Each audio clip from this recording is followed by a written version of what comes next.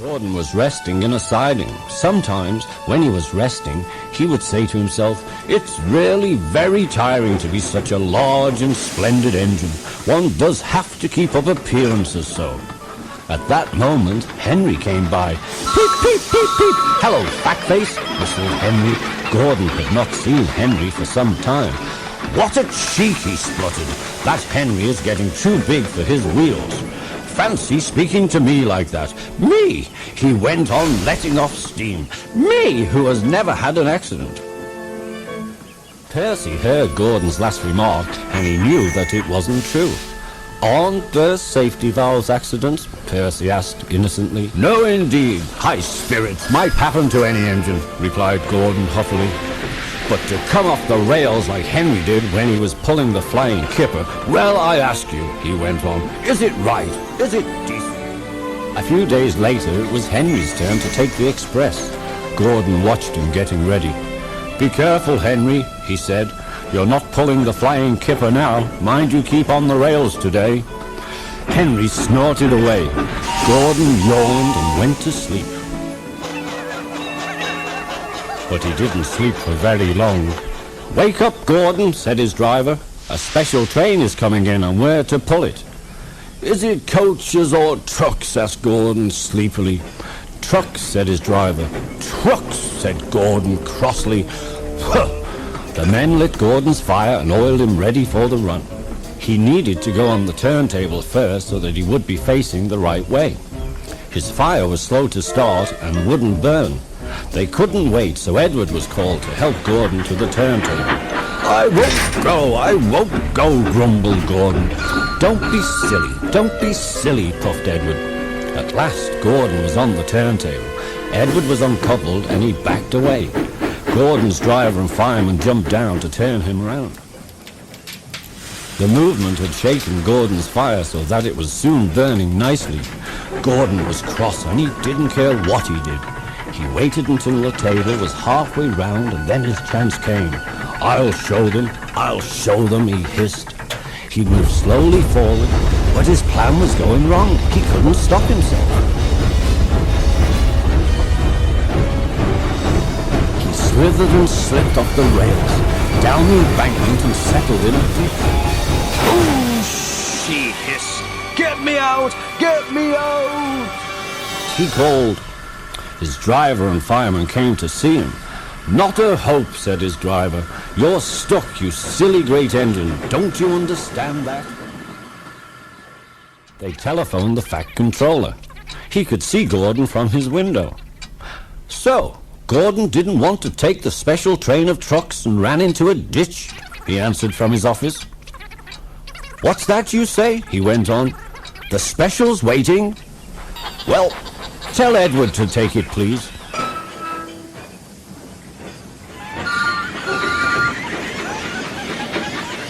"And Gordon?" "Oh, leave him where he is. We haven't time to bother with him now." So there was Gordon stuck in the ditch. Over on the other side, some little boys were chattering. "Coo," they called. "Doesn't he look silly? They'll never get him out." Then the boys began to sing. "Silly old Gordon fell in a ditch, fell in a ditch, fell in a ditch. Silly old Gordon fell in a ditch, all on a Monday morning." Gordon lay in the ditch all day. "Oh dear," he thought, "I shall never get out." But that evening the men brought floodlights. They used powerful jacks to lift Gordon and made a road of sleepers under his wheels to keep him out of the mud.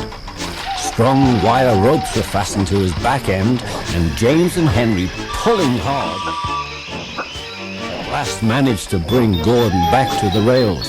Late that night, Gordon crawled home, a sadder and wiser engine. Two men were cleaning Gordon. My eye, Gordon grumbled. "Shut it, silly. Did you ever see such mudburt?" "No, I never, Alf." "You ought to be ashamed, Gordon, giving us extra work." The hosing and scrubbing stopped. Gordon opened one eye, but shut it quickly. "Wake up, Gordon," said the Fat Controller sternly, "and listen to me. You will pull no more coaches till you are a really useful engine." So Gordon had to spend his time pulling trucks. Good strains, he muttered. He felt his position deeply.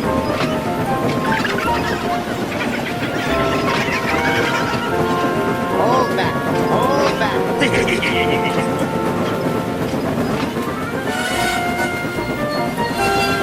No, you don't.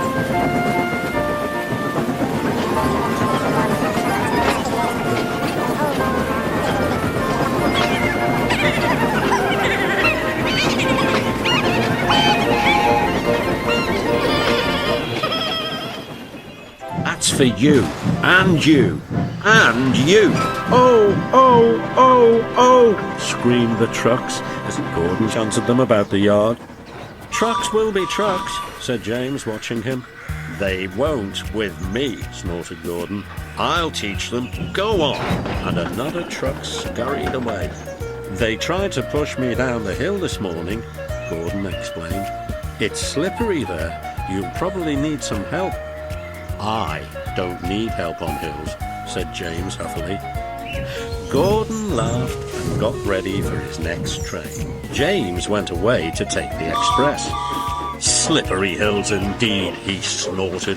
I don't need help. Come on, he puffed. All in good time, grumbled the coaches. The train was soon running nicely, but a distant signal checked them close to Gordon's Hill. Gordon's Hill used to be bleak and bare. Strong winds from the sea made it hard to climb. Trees were planted to give shelter, and in summer the trains run through a leafy avenue. Now autumn had come, and dead leaves fell. The wind usually puffed them away, but today rain made them heavy, and they did not move.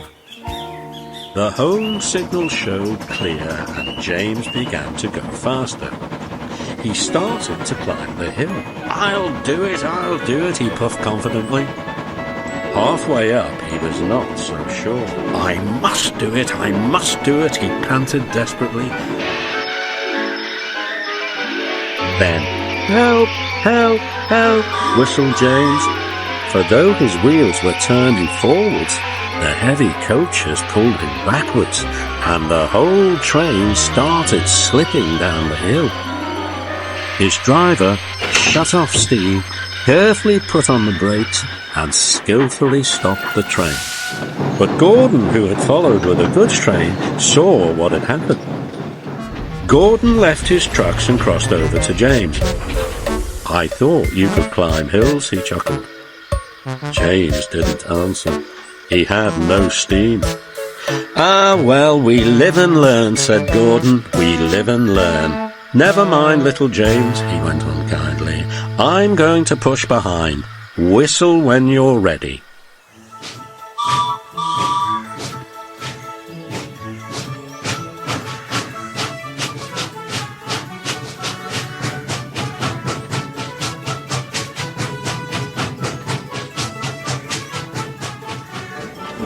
Poop, poop, he whistled. Goodbye. Peep, peep, peep, peep. Thank you. Goodbye, answered James. Gordon watched the coaches wistfully till they were out of sight. Then slowly he trundled back to his waiting trucks.